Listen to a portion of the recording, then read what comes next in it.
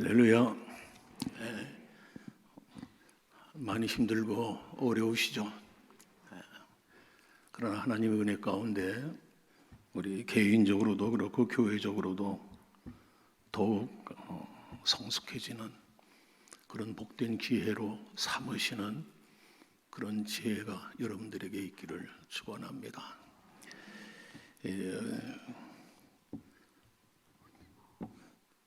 광고의 말씀을 드렸지만은 아무래도 또 내가 한 번은 이 책을 좀 소개를 해야 되리라 생각해서 책을 가지고 나왔는데 제목이 뭡니까?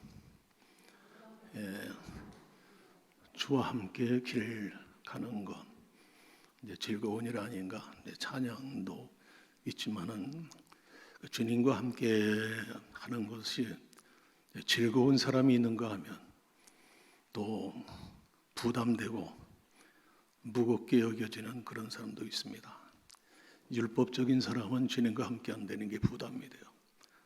그러나 복음적인 신앙을 가진 사람은 주님과 함께 하는 것처럼 행복한 것이 없습니다.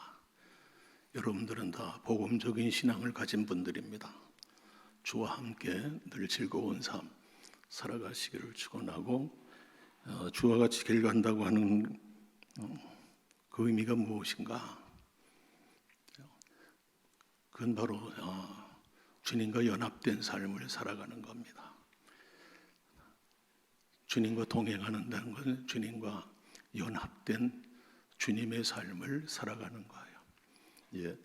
그래서 그런 그 주제를 중심으로 해서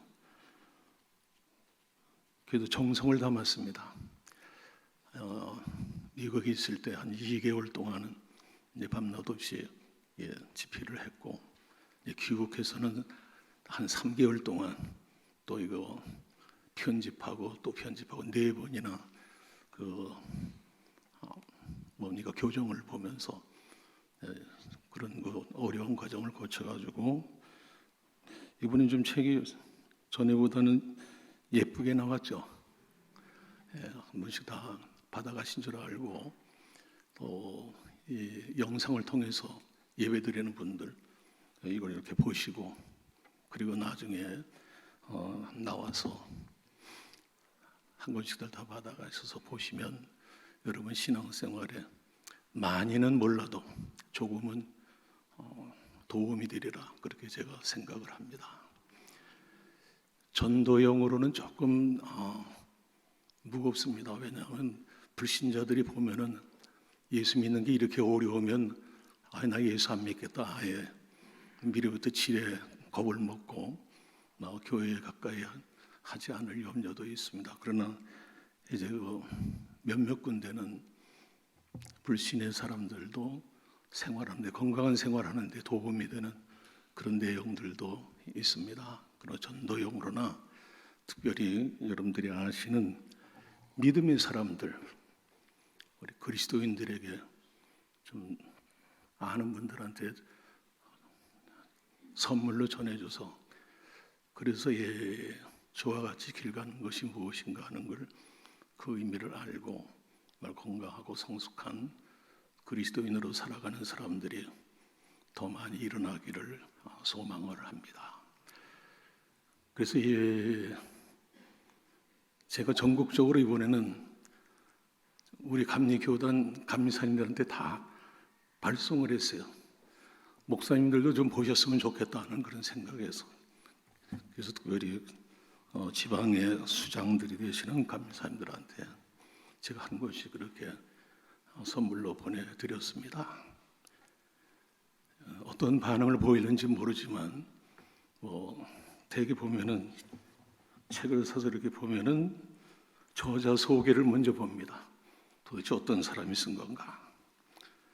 그래서 이 경력과 학력과 이력이 화려하면 일단은 책을 뒤져보지만 학력이나 경력, 이력이 그렇게 화려하지 못한 사람은 아예 그냥 쓰레기통에다 집어넣고 하는, 대개 사람들의 심리가 그렇습니다. 그래서 저는 이제 기도합니다. 저는 학력이나 또는 이력이 화려하지 못하기 때문에 성령께서 역사하셔서 읽는 분들이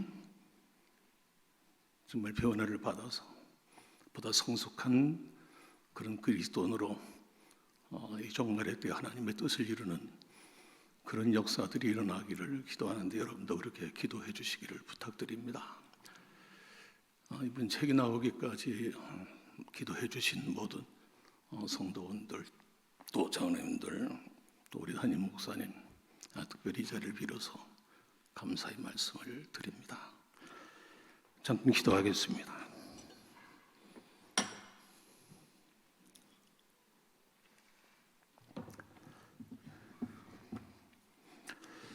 아버지 하나님, 이제 말씀을 대언하려고 합니다. 성령께서 함께해 주셔서 주님께서 주신 말씀만을 가감없이고 확신과 능력으로 담대하게 선포하게 하옵소서. 말씀을 받는 성도들 믿음으로 아멘으로 화답해서 하나님께 영광을 돌리고 피차의 은혜 받는 복된 시간 되게 하여 주옵소서. 예수님의 이름으로 감사하며 기도합나이다. 아멘. 오늘 찬양 너무 감사하고요. 하나님께 영광 돌리고 주의 이름을 존귀케 하면서 찬미하자고 하는 찬송의 내용, 바로 오늘 말씀의 주제, 바로 그 신앙, 바로 그 정신, 그거가 부합하는 그런 찬양입니다. 이제 어떻게 하면 하나님께 영광을 돌릴 수 있는가? 어떻게 하면 주의 이름을 존귀케 할 수 있는가? 바로 그 신앙과 그 정신입니다. 그래서 오늘 그 말씀을 여러분들에게 전해드리려고 합니다. 전해드리기 전에 여러분도 그런 느낌을 갖고 생각을 가지셨겠지만서도 이 코로나 이 질병을 통해서 몇 가지 느끼고 생각한 바를 잠깐 말씀을 드리려고 합니다. 아마 믿는 사람이 믿지 않는 사람이나 코로나 이 전염병 때문에 죽음에 대해서 아마 좀 많이 생각들을 한 줄로 합니다. 또 하고 있는 줄로 합니다. 그러나 우리 그리스도인은 조금 생각을 달리해야 됩니다. 우리가 마스크를 쓰는 것도 전염이 돼서 내가 질병에 걸려갖고 죽을까봐 두려워서가 아니라 혹시라도 내가 바이러스균을 보유하고 있어가지고 다른 사람에게 피해를 줄까, 그게 염려스러워서 마스크를 하는 거지, 내가 전염돼서 죽을까봐 그래서 마스크를 하는 거 아닙니다.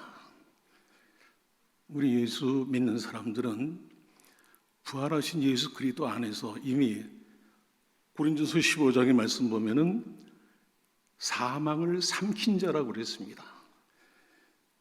이미 우리에게는 죽음이 문제가 되지 않는 거예요. 예를 들면 여러분 예배 마치고 문 밖으로 나가잖아요. 문 열고 이 예배당 안을 이 세상이라고 하면은 죽음은 문과 같은 겁니다.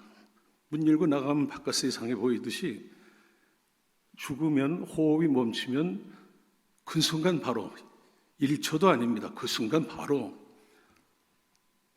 사도 바울이 그렇게 고백했던 것처럼 그분은 삼층천까지 올라가서 하늘의 그 아름다운 세계를 체험한 분이잖아요.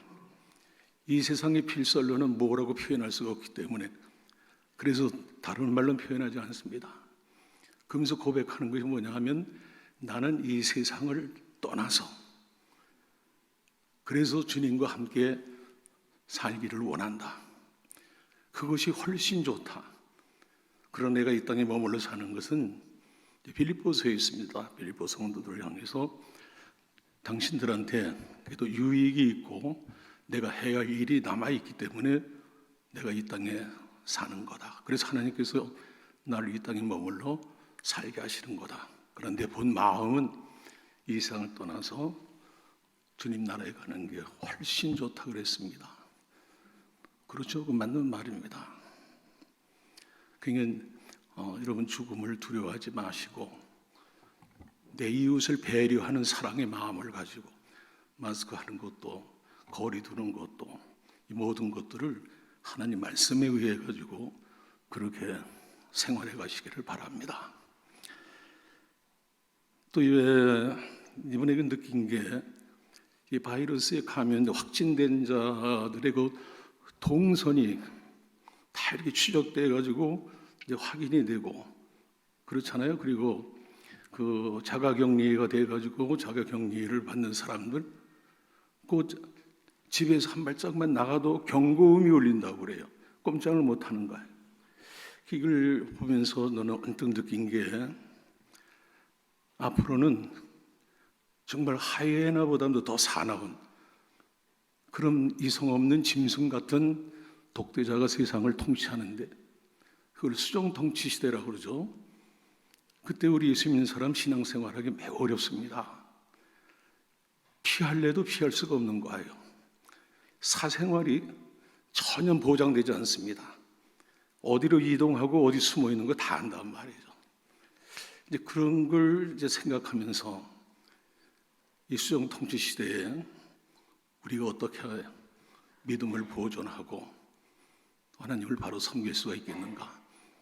미리 영적으로 훈련하지 않으면 안 되겠다 하는 그런 생각을 가져봅니다. 또 하나 중요한 게 그 히브리서 10장 25절 마지막 때에 어떤 현상이 일어난다고 그랬습니까? 모이기를 피하는 악습이 생길 터인데 그러나 주님이 가까이 오심을 볼수록 더욱 모이기를 힘쓰라 말씀을 했습니다. 각양의 모습으로 코로나가 아니더라도 여러 가지 형태로 어둠의 세력은 예배를 방해하고 예배당에 나가서 예배하는 걸 가로막고 할 수 있으면은 예배에 참석하지 않으려고는 이제 그런 마음들을 불어넣어 가지고 그래서 교회 출석률이 점점 줄어들고 그러잖아요.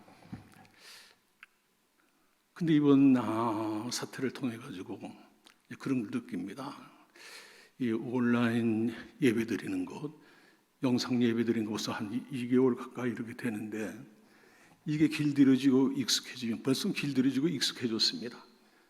요나가 사명 감당하기 싫은 차에 그 사명을 피해서 도망을 가는데 마침 다시 쓸어가는 배가 생겨가지고 그 배를 탔던 것처럼 예배당에 나가기 싫은데 그래도 안 나갈 수는 없고 그래서 마지못해 그런 사람들 아마 다는 그렇지 않겠죠. 몇몇 사람들은 그런 사람도 있을 거라 그렇게 생각해요. 아 이거 마침 잘 됐다. 예배당에 나가기 싫은데 예배드리기 싫은데 아 이거 잘 됐다. 막 그런 생각을 한 사람도 더러 있을 겁니다. 어쨌든 염려스러운 건 우리 영계 성도들은 항상 예배를 우선으로 하는 그런 믿음 생활을 해오셨기 때문에 큰 염려는 하지 않지만은 그러나 전체적으로 볼 때 좀 염려스러운 부분이 없을 수가 없습니다. 앞으로 얼만큼 정상적인 예배가 회복돼 가지고 정말 하나님 영광 돌리는 그와 같은 현상이 다시 회복이 될까 좀 염려스러운 부분이 있습니다. 그래서 여러분들은 하나님 말씀대로 하면 됩니다.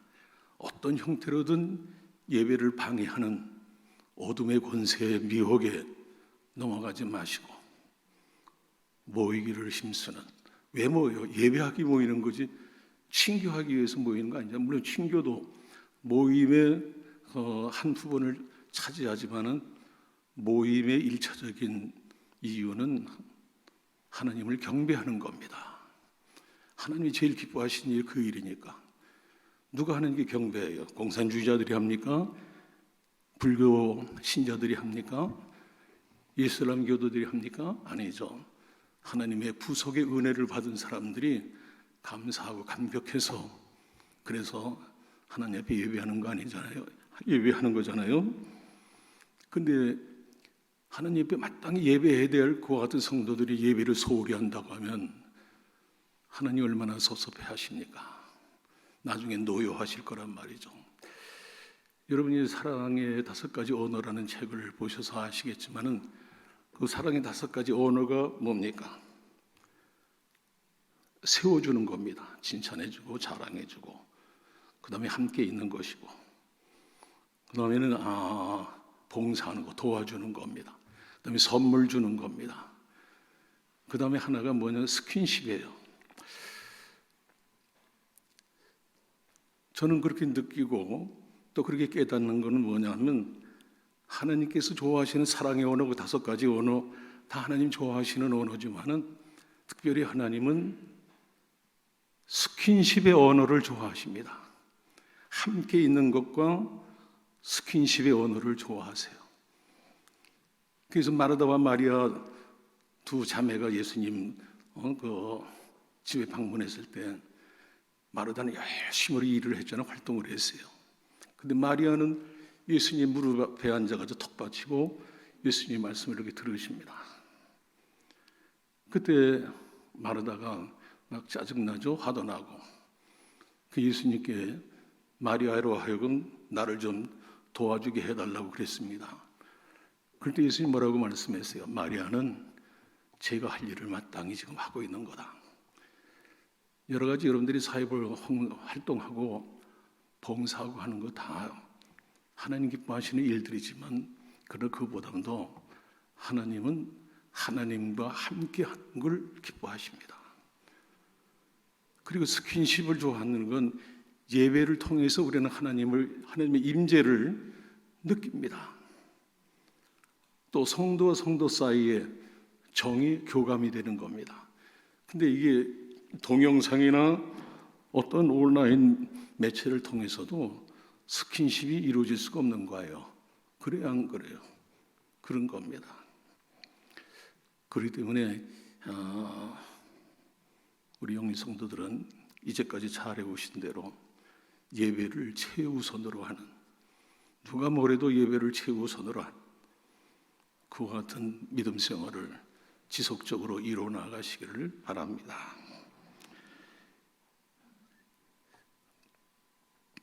그리고 좀 서글프게 느꼈던 것이 뭐냐면, 또 지금도 그렇게 느끼는 건, 오늘도 이렇게 이제 성도들 만나고 올라오면서 옛날 같으면 손잡고 그냥 반갑게 맞이하고 또 하기는 막 포옹도 하는 분도 있고 이제 그런데, 이거 눈치만 보고 손을 내밀지를 못하는 거야. 내밀어도 뭐 이게 손등으로 다 이렇게 인사하고, 가뜩이나 불신 시대에 그 불신 더 깊어진 겁니다. 그리고 자기 자신을 도사리는 자기의 방어의 그런 벽이 더 높아지고 더 두터워지고 그렇게 스스로 쌓는 거예요. 이제 그러다 보면은 일반적으로도 큰 문제가 생기지 않아요. 정신질환이 생기는 겁니다. 혼란해지는 거고. 이제 이런 현상들이 점점 더 이렇게 심화되어 깊어가는데, 이제 그런 것도 상당히 이제 염려스러운 이제 그런 부분이기도 하고, 그리고 이제 하나 더 말씀드린다고 하면은, 오늘 장로님도 그렇게 하나님의 기도도 하셨지만서도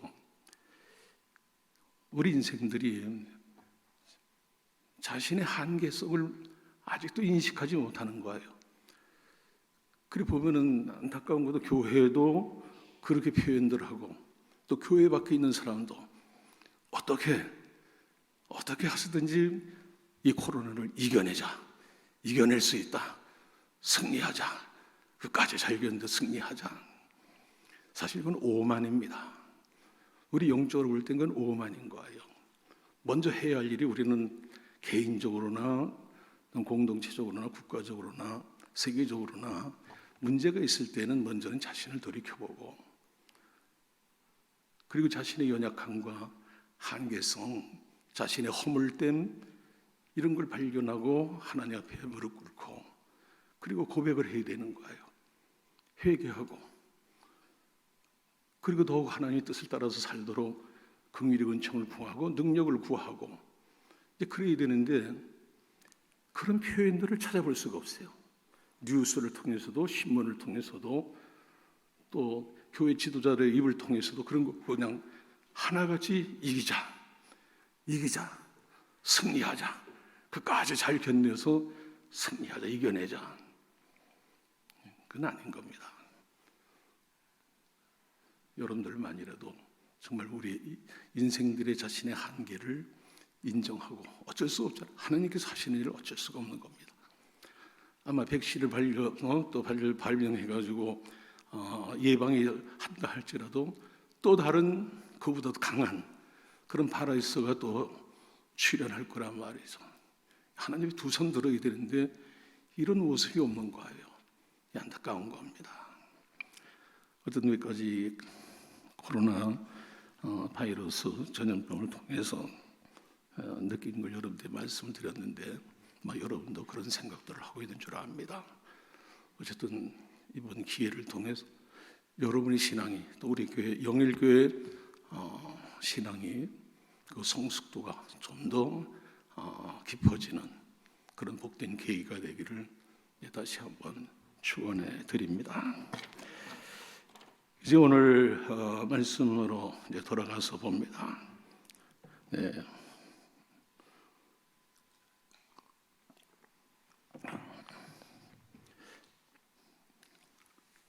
얘기를 하다 보니 시간이 많이 지났죠? 그래서 이제 간단하게 말씀드립니다. 오늘 사건의 개요는 그렇습니다. 예수님께서 겟세마네 동산에서 인류 구속을 위한 십자가를 지셔야 되는데 그게 엄청나게 힘들고 어려운 일이란 말이죠. 그러니까 땀이 피가 되도록 간절하게 기도했습니다.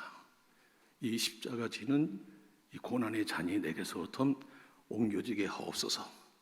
하나님은 그렇게 할 수도 있지 않습니까, 아버지요? 그러나 하나님은 침묵을 지키셨단 말이죠. 침묵은 뭡니까? 네가 십자가 져야 된다. 그래 인생들의 죄 문제가 해결이 된다. 이와 같은 아버지 하나님의 뜻을 간파한 예수님은 이제 기도에 무릎을 세우고 제자들 보고 자 이제 내려가자.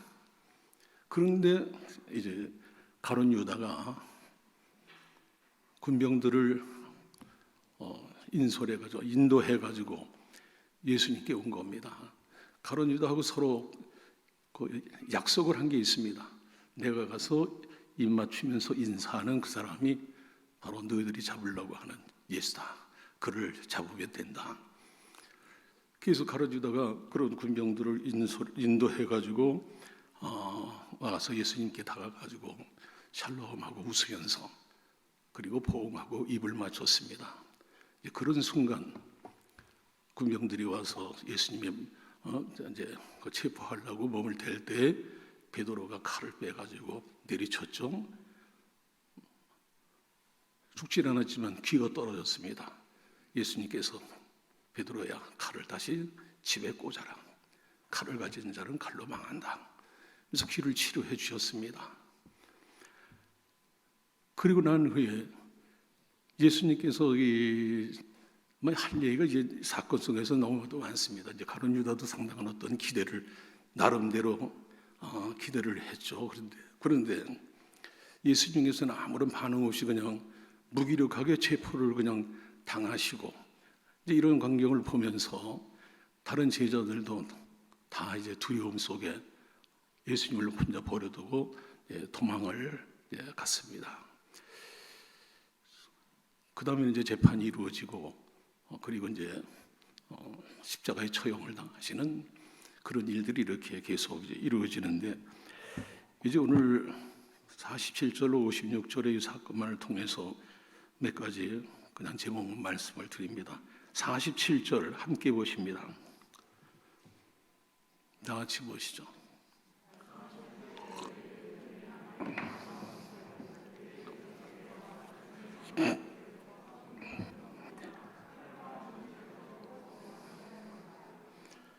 사도행전 1장 16절 말씀도 한번 봅니다.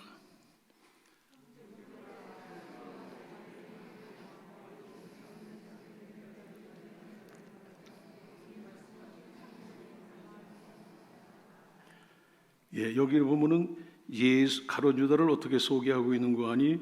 예수 잡는 자들의 길잡이가 된 유다 그랬습니다. 유다가 군병들을 인도해가지고 예수님께 왔는데 사도행전 1장에 보면은 지금 여러분들이 보신 대로 가룟 유다는 예수 잡는 자들의 길잡이가 되었다. 길잡이는 안내하는 자잖아요. 이렇게 가이드 역할하는 겁니다. 이 장면을 통해서도 여러분들이 한 가지 짚고 넘어가야 돼요.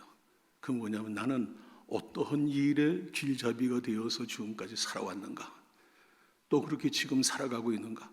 또 앞으로 어떻게 그렇게 살아갈 건가? 여러분 어떤 일의 길잡이가 되어서 지금까지 살아왔습니까?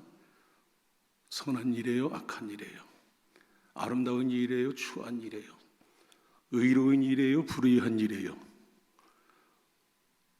파괴하는 일입니까? 아니면 세우는 일입니까? 살리는 일이에요? 죽이는 일이에요?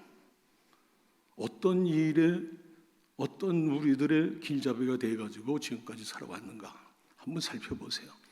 이 말을 다른 말로 표현하면 내가 소속되어 있는 공동체, 두 사람 이상 다 공동체란 말이죠.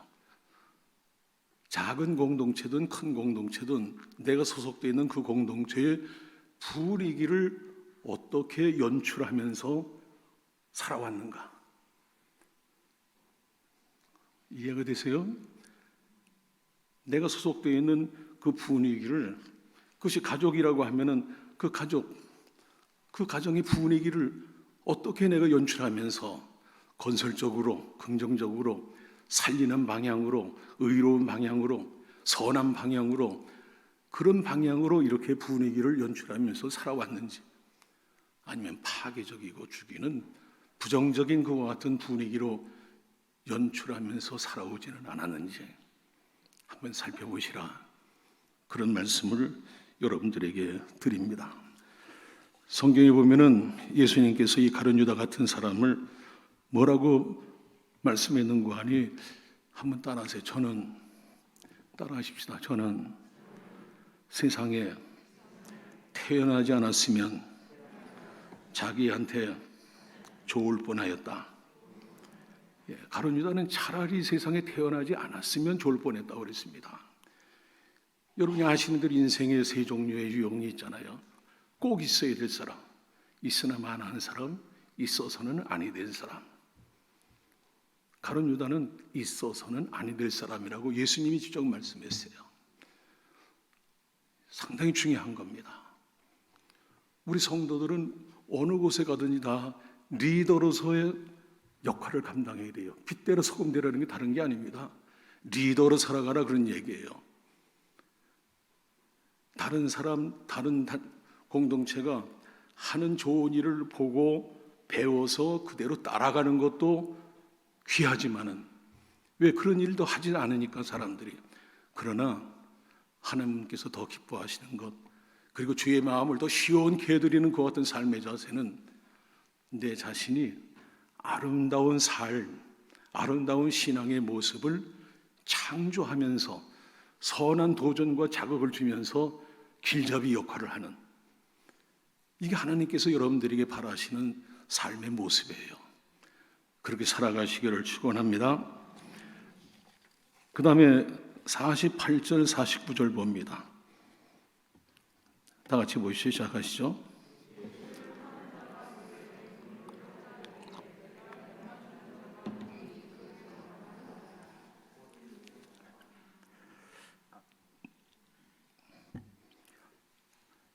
가룟 유다는 이미 예수님을 은 30냥에 팔았잖아요. 그리고 내가 가서 입 맞추는 사람, 그가 당신들이 찾는 예수다, 그를 잡으면 된다. 이제 이런 마음을, 악한 마음을 품고 있으면서도 예수님께 다가와서 어떻게 해요? 웃으면서 입맞춤을 하고 그렇게 친절하게 되어 있습니다. 이건 무슨 얘기인가 하니, 여러분들도 살아가면서 그런 걸 느끼고 체험을 하시지만은 인간관계에 있어서 가장 힘들고 어려운 사람이 있습니다. 그게 어떤 사람인가 하니 표리부동한 사람. 표리가 부동한 사람이야. 앞에서는 웃고 칭찬하지만 돌아서서는 이를 갈고 비난하는 그런 사람. 이게 표리부동한 사람이죠. 교원영색이라는 말이 있잖아요. 앞에서는 가장 아양을 떨고 비유를 치고 이렇게 하면서도 돌아서면 완전히 다른 사람으로 변한단 말이죠. 이런 사람은 참 관계하기, 상대하기가 제일 어려운 그런 사람이에요. 우리 성도들은 그래서는 안 돼요. 진솔해야 됩니다. 진실하고 솔직해야 되는 거예요. 하나님께서는 진실하고 솔직한 그와 같은 사람을 기뻐하십니다. 그래서 성경에 보면은 예수님께서 이렇게 꾸미기를 좋아하는 표리가 부동한 이제 그와 같은 바리새인과 서기관들을 가리켜서 화 있을진저 독사의 자식들아, 아주 엄하게 책망하셨잖아요. 그만큼 하나님은 꾸미는 걸 싫어하세요. 거짓을 싫어하세요. 솔직해야 돼요. 하나님과의 관계도 그렇지만은 이웃과의 관계도 솔직해야 됩니다. 하나님은 범한 죄와 허물 때문에 노여워하시고 심판하시는 게 아니라 꿈이기 때문에 안 한 척, 꿈이기 때문에 불의를 행했으면서도 의로운 척, 불의를 감추고 의로운 척 하기 때문에 진노하시는 겁니다. 솔직하게 인정하면 하나님 나무라지 않으세요. 다윗도 밧세바를 범했잖아요. 엄청난 그런 패륜을 범한 겁니다. 근데 나단 선지를 통해 가지고 깨우칠 때 즉석에서 무릎 꿇고 하나님 제가 잘못했습니다. 솔직하게 잘못한 거 인정했어요. 하나님께서도 어떻게 했어요? 그걸 기뻐하시고 다윗을 벌하지 아니한다고 말씀을 했습니다. 아담과 하와도 마찬가지예요.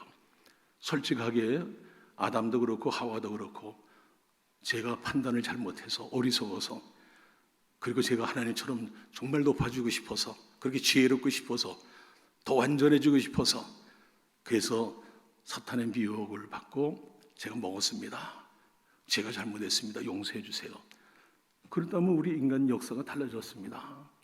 에덴 동산 그대로 보존이 됐을 거란 말이에요. 근데 어떻게 아담과 하와도 그러고 계속 변명하잖아요. 책임 전가하고, 당신 나를 위해서 만들어준 저 여자 때문에, 하와는 저 뱀 때문에 하나님이 진노하셔서 내쫓으신 겁니다. 솔직해야 돼요. 아시겠습니까? 진실해야 돼요.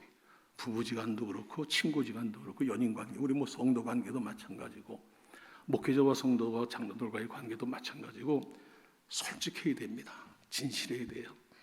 표리부동하면 결단코 안 됩니다. 하나님 기뻐하시지 않아요.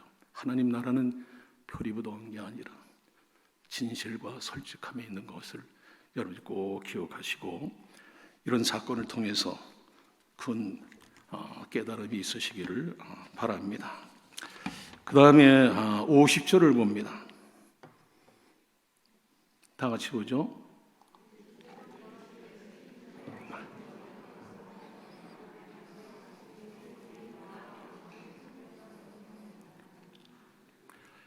예수님 다 알고 계시죠. 가룟 유다가 당신을 배신하고 팔아넘기고 할 그 모든 걸 다 알고 계십니다. 근데 그가 바로 눈앞에 있습니다. 그리고 친절하게 우는 얼굴로 다가와서 포옹하고 입도 맞추고 그렇게 합니다. 근데 예수님께서는 어떻게 했어요?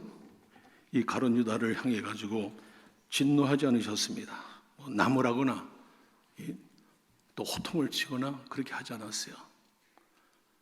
그리고 심하게는 뭐라고 부른가요? 여전히 친부라고 부릅니다. 당신 자신을 배신한 악한 마음을 품고 있는 걸 아시면서도 어떻게 했어요? 여전히 친구라고 부르시는 거예요. 친구요, 너 할 일을 해라. 네가 계획한 걸 그대로 해라. 친구라고 부르셨어요. 그럼 뭐예요? 받아준 겁니다. 받아준 거예요. 알면서도, 당신 자신을 해야 할 것을 아시면서도 그를 받아준 거예요. 포용한 겁니다. 그러니까 우리도 그렇게 살아야 돼요. 그리스도인 누구예요? 예수님을 구주로 믿고 마음에 모시고 그 예수님의 삶을 살아가는 사람이에요. 그러므로 내 상대가 누구든 간에 그가 나를 해야 할 걸 알지만은, 나에게 소홀히 끼칠 걸 알지만은, 나를 괴롭힐 걸 알지만은, 나를 힘들게 할 것을 알지만은, 그래도 그것으로 인해 가지고 그를 멀리하고, 물리치고 멀리하고 나무라고 그러는 게 아니라 그를 받아주는 겁니다. 예수의 마음으로. 그래서 그를 바다 같은 사랑이라고 그렇게 표현을 하면서 우리가 찬양으로 신앙 고백드리잖아요. 내게 바다 같은 사랑. 한번 내 자신의 마음을 살피면서 나에겐 정말 이런 나를 해하려고 하는 그런 상대의 그 마음을 알면서도 그를 그냥 계산 없이 받아줄 그런 바다 같은 사랑의 마음이 있는가 없는가 한번 살피면서 찬양을 불러보시겠습니다. 다 같이 부릅시다.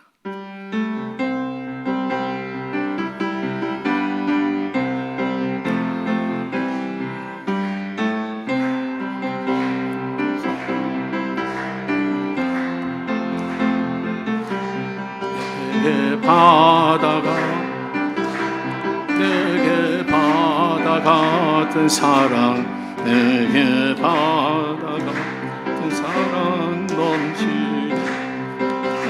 할렐루야. 내게 바다 같은 사랑, 내 바다 같은 사랑, 내게 바다 같은 사랑 넘치.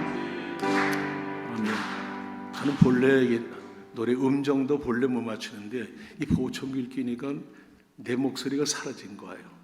그래서 설교한 내 것을 이제 영상을 통해서 내가 다시 보니까 찬양 부를 때 보니까 내가 들을 때도 아이고 이게 막 맞지 않아가지고 어쨌든 여러분들 기억할 것은 바다 같은 마음이 그 사랑의 마음, 예수님의 마음이잖아요. 우리 모두가 다 바다와 같은 깊고 넓은 바로 예수님의 그 마음. 예수 믿는 사람, 특히 우리 그리스도인 사이라고 관계라고 하면은 예수 믿는 사람은 예수님의 이런 바다와 같은 넓고 깊은 마음을 가진 사람이에요. 그러니까 예수님의 마음과 마음이 만나는데 무슨 문제가 생겨요?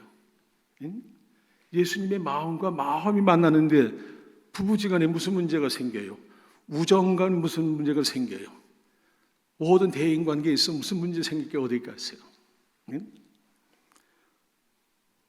이런 마음을 가지셔야 돼요.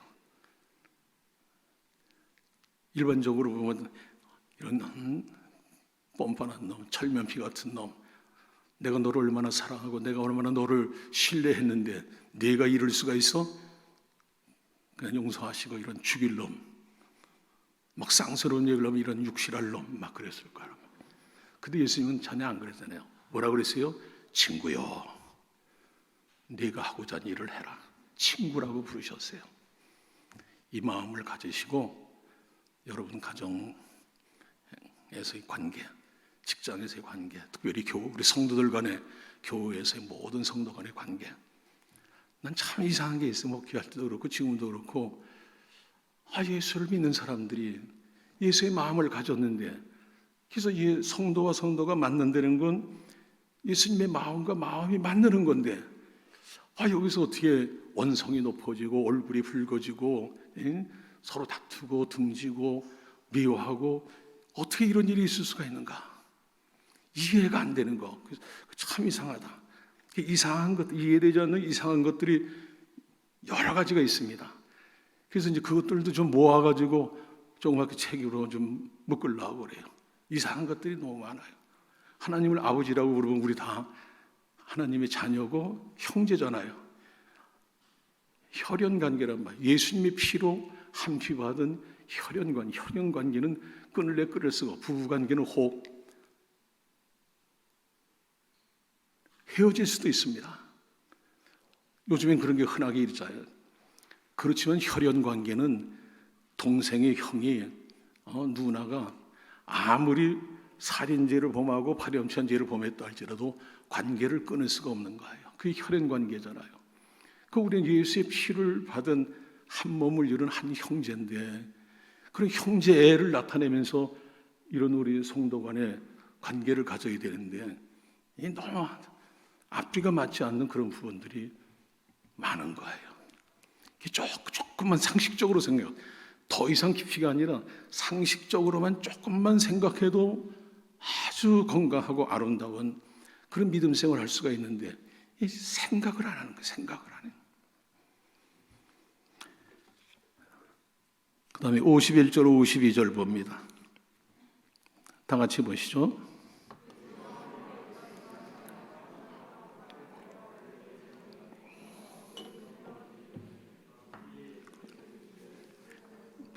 예.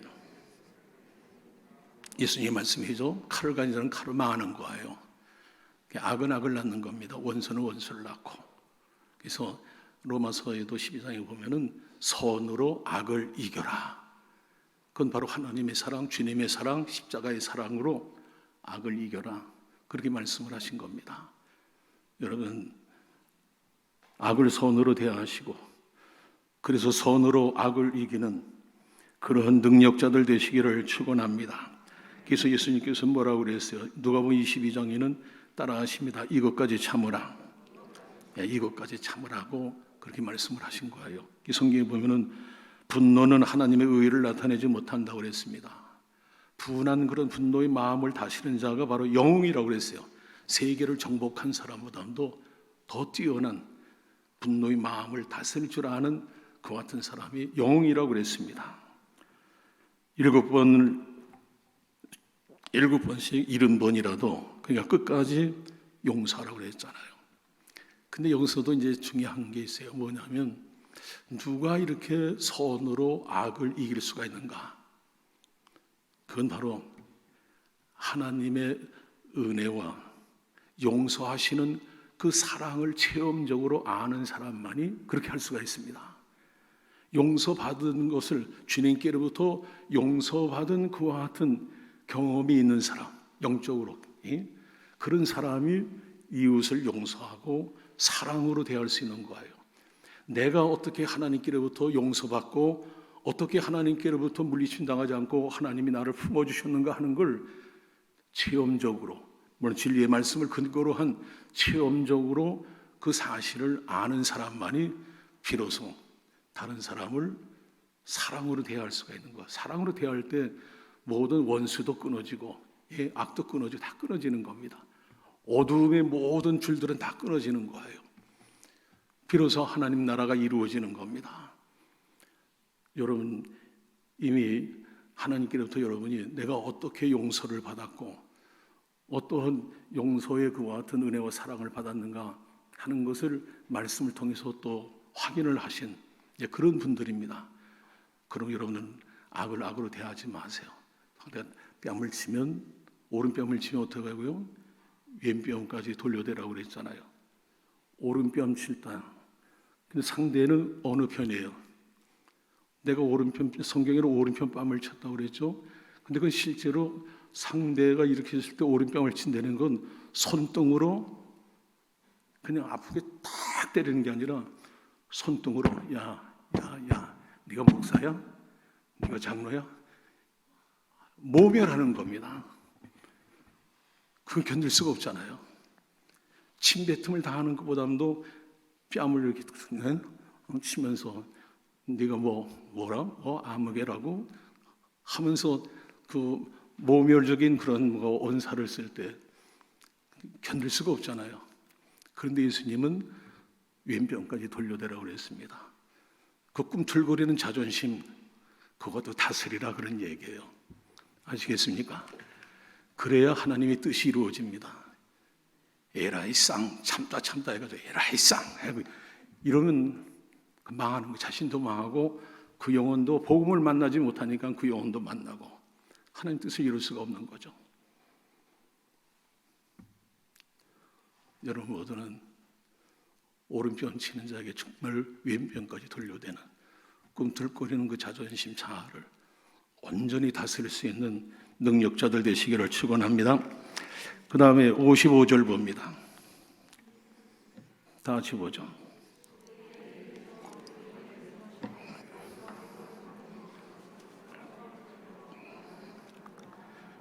예수님은 당당하셨습니다. 그래서 당신 자신을 잡기 위해서 온 사람들 창을 가지고 몽치는 아마 여러분들이 쉽게 이해하려고 그러면 경찰들이 그 데모하는 사람들 이렇게 진압하는 진압봉이 있지 않습니까? 그런 것 비슷한 겁니다. 그런 걸 두고 예수님 잡으러 온 거예요. 예수님 태연자약합니다. 그러면서 이 사람들아 내가 멀쩡한 백주 대낮에 성전에서 그렇게 가르치고 말을 했는데도 너희들이 나를 잡지 않고 있다가 이제는 마치 강도를 잡는 것처럼 칼과 몽치를 가지고 왔느냐? 그네들 칼과 몽치를 가지고 달려드는 그들 앞에서 불안에 떨고 당황하고 그러신 거 아니라 태연자약하시면서 당당하셨습니다.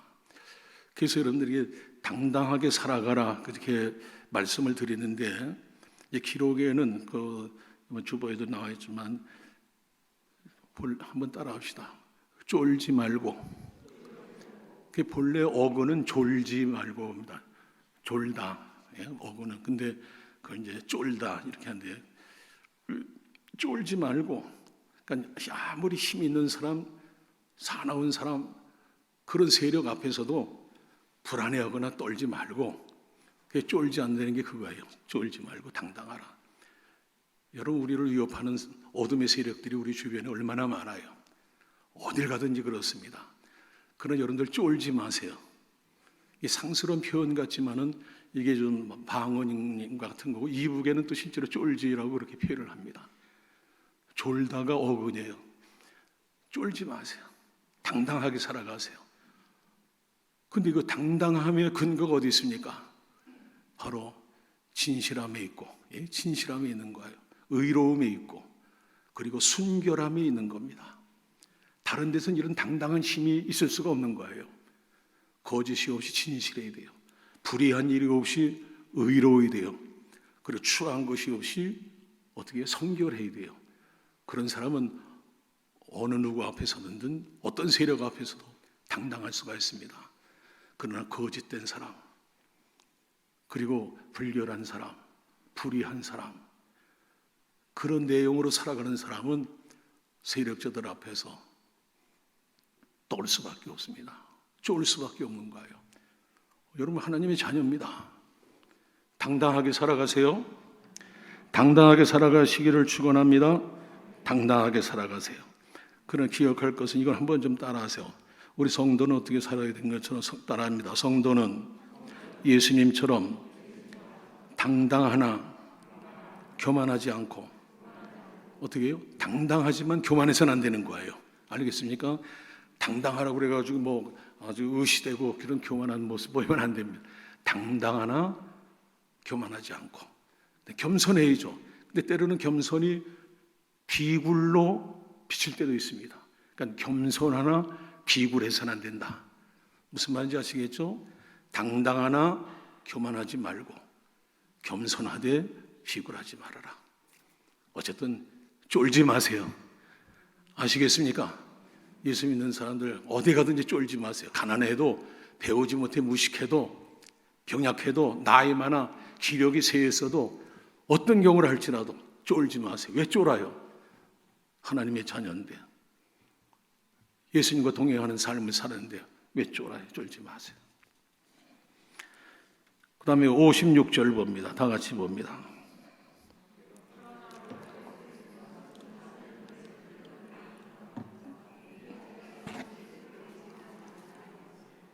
자, 너무 기막힌 장면이죠. 예수님께서 그냥 너무나도 허망하게 체포당하시는, 아무런 저항도 없이, 아무런 기사와 이적도 보이지 않으시고 이렇게 허망하게 체포당하는 모습을 보고 다 예수를 버리고 도망하였다 그랬습니다. 여러분, 마태복음 26장 31절 보면은, 그때 예수께서 제자들에게 이르시되 오늘 밤에 너희가 다 나를 버리리라 예수님 말씀했어요. 근데 33절 보면은 베드로를 비롯한 다른 모든 제자들이 결단코, 다른 친구는 몰라도 저만은 주님을 배신하지 않습니다. 35절 보니까 베드로가 이르되 내가 주와 함께 죽을지언정 주를 부인하지 않겠나이다 하고, 그 다음에 기록된 말씀 보니까 모든 제자도 그와 같이 말하니라 그랬습니다. 예수님이 오늘 밤 너희들이 다 나를 버리고 도망갈 거다.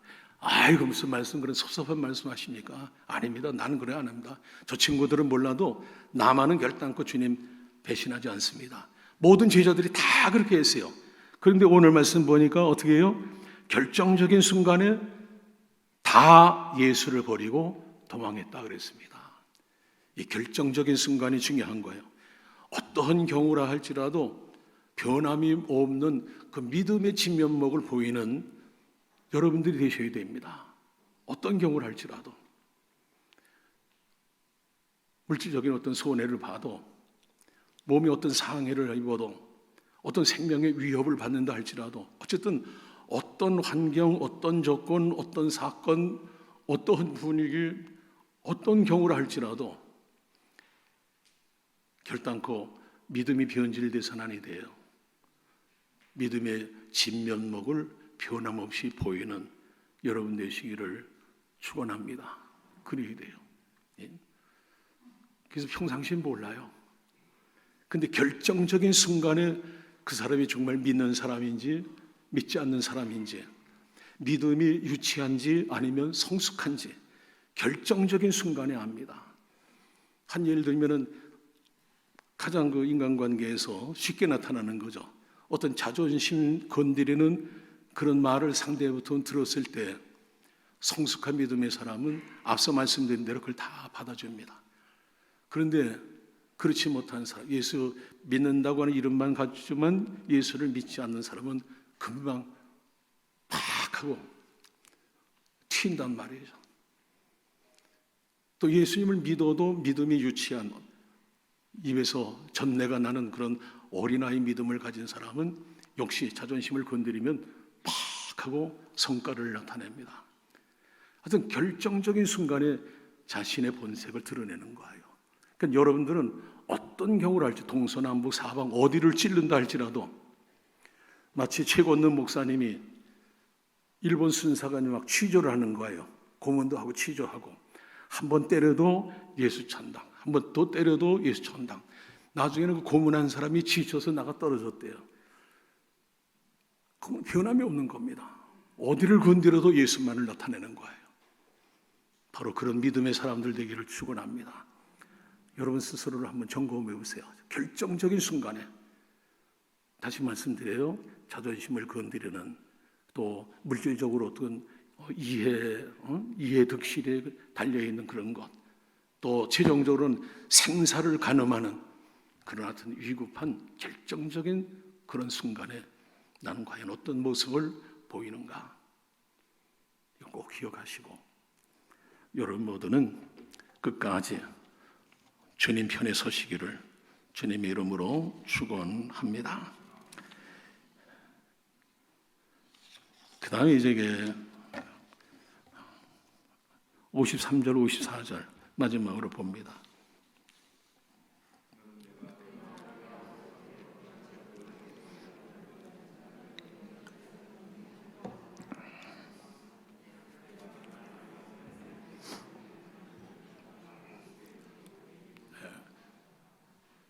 그 당시 그 로마 군대의 그 체제는 한 군단 하면 한 6천 명이라고 그래요, 병력이. 그러니까 12군단 하게 되면은 몇 명이 되는 거, 한 7만 2천 명 정도 되죠. 그러나 그 숫자가 문제가 아니라 이건 아주 하나님의 권능, 하나님의 능력은 무한하신 것을 나타내는 겁니다. 그러니까 예수님은 베드로가 칼을 뽑아가지고 내리칠 때, 야, 이것까지 참아. 그리고 칼을 집에다 다시 꽂아라. 칼을 갖는 사람은 칼을 가지고 망한다. 그러면서 바로 하신 말씀이 뭐냐면, 너희들 명심해라. 내가 지금 당장 아버지 하나님께 구해가지고 12군단 더 되는 하늘의 천군과 천사를 동원해가지고 요 몇십 명도 안 되는 이 무리들을 물리칠 수 없는 줄 아느냐. 나한테는 그런 실력이 있다. 그런 힘이 있다. 그런 권리도 있고 권세도 있다. 그러나 내가 그런 힘이 있고 실력이 있고 권리도 있고 권세가 있다고 해서 그걸 그대로 행사해가지고 저 로마 군대들을 다 죽이고 물리쳤다고 하자. 그렇게 하면은 나를 통해 가지고 내가 죽음으로 인해서 온 인류를 구원하시고자 하시는 하나님의 구원 계획, 그 하나님의 깊은 사랑의 뜻이 어떻게 이루어질 수가 있겠느냐. 그러므로 나는 그런 실력도 있지만, 그런 권세와 권리도 있지만은 나는 그걸 행하지 않는다. 하나님의 뜻에 순종해서 나는 그 고난도 다 받고 십자가에서 죽을 거다.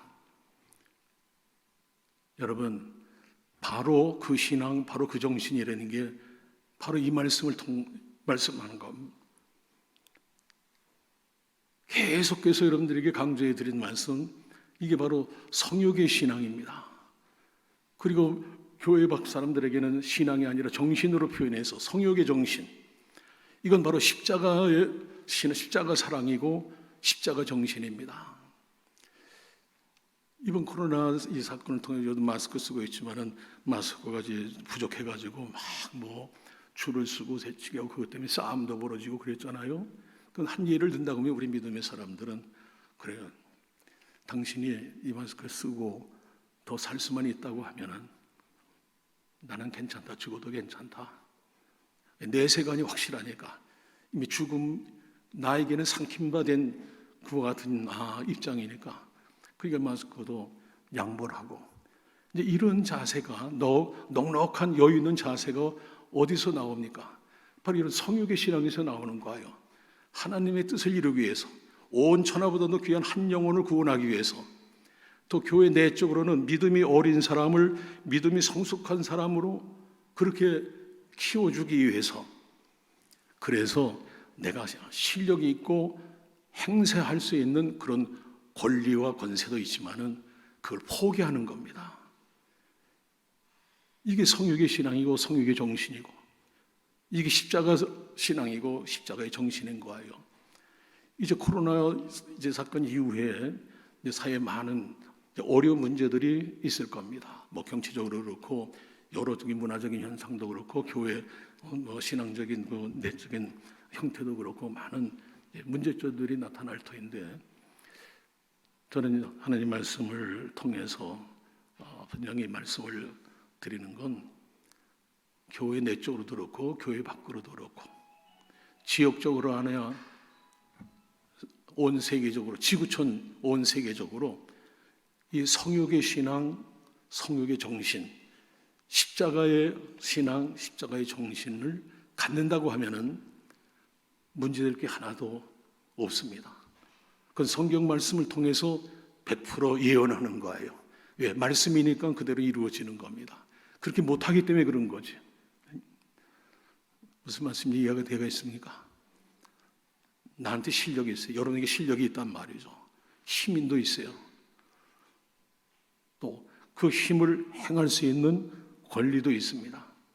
그러나 그걸 행하면은 하나님의 뜻이 이루어지지 않는단 말이에요. 하나님의 뜻은 한 영혼을 구원하는 겁니다. 이제 자주 예를 들어서 좀 안 된 것 같지만서도 또 그게 실질적으로 살아가면서 제일 큰 문제이기도 하기 때문에, 자존심 건드릴 때 믿지 않는 사람이 내 자존심을 건드린단 말이에요. 갈군다고 그러죠. 그냥 표현을 갈군다고. 그냥 속을 팍팍 갈구는 거예요. 참다 못해서 에라이 하면서 화를 폭발시킨다고 하면, 그리고 상대를 한 주먹으로 때려 눕힐 수도 있는 내게 그런 실력도 있지만서도 그렇게 해서 상대를 넘어뜨리려고 할 때, 굴복시켰다고 할 때, 그가 믿지 않는 사람이라고 하면은 그 영혼을 영원히 잊어버리는 겁니다. 그렇게 행하고 예수 믿으라고 하면은 복음이 전해지겠어요? 안 전해지죠. 복음을 받아들이자라면 망하는 건데. 그러니까 이런 하나님의 말씀을 따라서 하나님의 뜻인 온 천하보다 귀한 한 영혼, 그리고 한 심령을 살리기 위해서, 세워주기 위해서는 내가 행할 수 있는 모든 것들을 포기하고 하나님 뜻에 순종하는 겁니다. 그게 또 십자가를 지는 신앙이에요.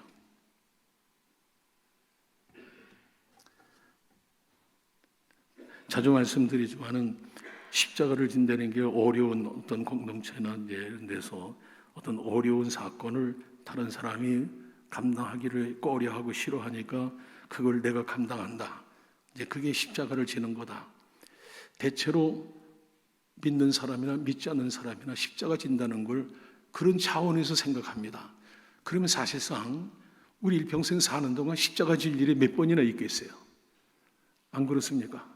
십자가 질 일 그렇게 많지 않습니다. 십자가 진다는 게 뭐예요? 예수님께서 겟세마네 동산에서 기도하셨을 때 내 원대로 마오시고 아버지의 뜻대로 이루어지기를 원합니다. 그럼 기도 마치셨잖아요. 아버지의 뜻은 십자가 지는 거란 말이죠. 그러니까 일상의 삶 속에서 삶이라는 건 끊임없이 도전해 오는 사건들, 그걸 결단을 해야 되잖아요. 사건을 어떻게 처리할 건지. 매 순간순간 우리는 수없는 사건에 도전을 받습니다. 그걸 판단하고 결단해야 돼요. 그때 바로 하나님의 뜻을 이루는 거기에 초점을 맞춰가지고 결단하고 행해야 되는 겁니다. 그러니까 내 뜻, 내가 소원하는 것, 이걸 포기하고 힘들고 어려워도 하나님 뜻, 하나님 기뻐하시는 이 일을 따르는, 그게 십자가를 지는 거예요. 그러니까 24시간 십자가를 지는 생활을 하는 겁니다. 근데 우리 일반적으로 그냥 큰 사건만 십자가 지는 거라 이렇게 생각하니까 평생 십자가 질 일이 어디 있어요. 그러니까 우리 성도들의 신앙이 성숙해지지 않는 거예요. 믿음이 자라지 않는 거예요. 십자가 진다는 개념을 그렇게 그냥 인식하고 있기 때문에 그게 그냥 아주 정립이 되어 있단 말이죠. 고정되어 있어, 아주 공구리가 되어 있는 겁니다. 그러니까 우리 영의 성도들은 그렇지 않으므로 감사합니다. 매일매일 매 순간순간 내 뜻을 하나님 뜻에 복종시키는 십자가 지는 삶, 이게 성육의 삶이에요.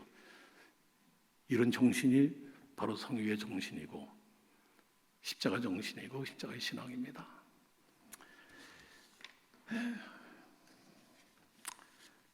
자, 이제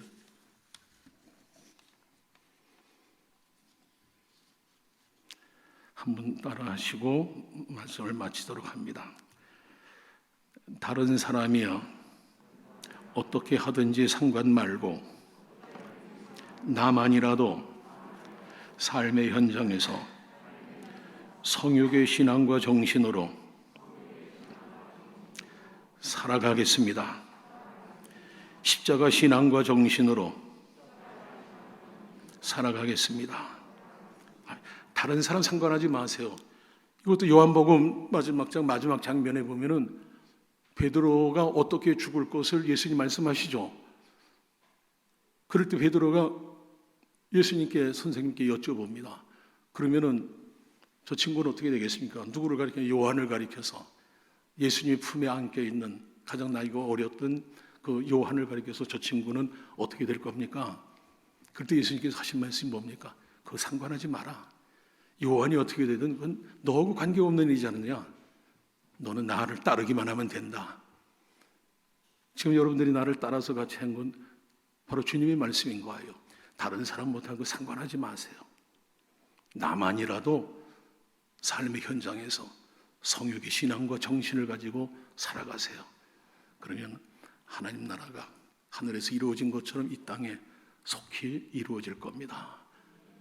함께 하시는 주님께서 능력으로 여러분을 붙잡고 계십니다. 끝까지 요한이시로 은혜 안에서 승리하는 삶 살아가시기를 축원합니다. 기도합니다. 오자비로우신 주님, 어려운 때를 살아가고 있습니다. 성육의 신앙과 성육의 정신으로, 십자가 신앙과 십자가 정신으로 아버지의 뜻을 이루어가는, 날마다 순간마다 십자가 지는 삶을 살아가는 보다 성숙한 그리스도인들이 다 되게 하여 주옵소서. 하늘나라는 말이 있지 않고 능력이 있다고 하여 싸우니 주의 말씀대로 행할 수 있는 큰 능력을 덧입혀 주옵소서. 우리 주 예수 그리스도 이름으로 감사하며 기도합나이다. 아멘.